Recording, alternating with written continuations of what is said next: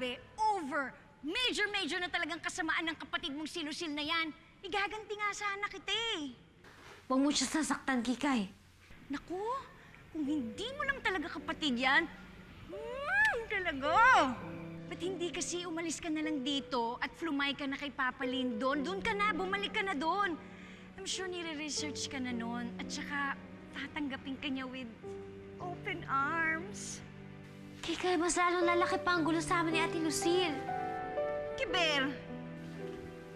Kikay, ayokong gumawa ng kahit ano na ikagagalit ni Ate Lucille. At saka kahit anong mangyari pa, mas mabuti pong nandito ako kasama ko yung pamilya ko. Kahit ginagawa na niyang mapang mukha mo, ay naku, martir mo. Binabaril na sa luneta ang martira, no? Kung Kikay, ipangako mo sa akin, hindi mo siya sasaktan. Iyoko nga! Kikay, mangako ka nga sabi, huwag mo siyang sasaktan. Ewan ko sa'yo, ano ka ba naman?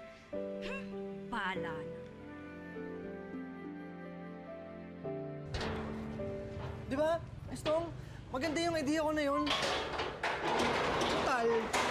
Total, nakikilala na ako unti-unti. Oo.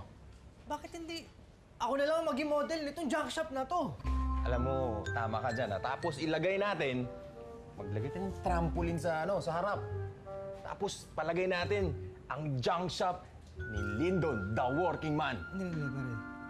Hindi naman tayo magtatalunan doon bakit trampoline. Tarpaulin. Tarpaulin. Tapos Yun, basta ilagay natin yun. Lindon. The working man.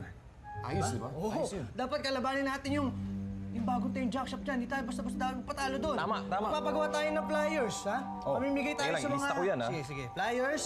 Flyers. Mamimigay tayo sa mga bahay-bahay, pati dyan sa Kalapit Subdivision. Mamimigay tayo doon, ha? Ihanda ko na yung mga yan. Lindon. The working man. Ayos yun, ha? Tarpaulin. The working man. Maganda yan! Sige!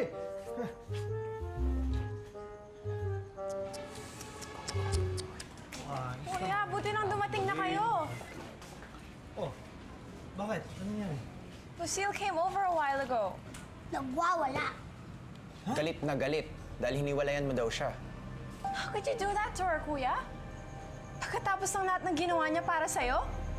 Hindi mo kasi naiintindihan, Chloe eh. You know how it looks to me? You're a user, kuya. You used her to become a model and then iniwanan mo siya? Basta ganun na lang? Hindi ganun yung nangyari. Well, that's how it looks to me. You know, I think you should go talk to her. She's really upset. That's the least you can do. You know, you should be...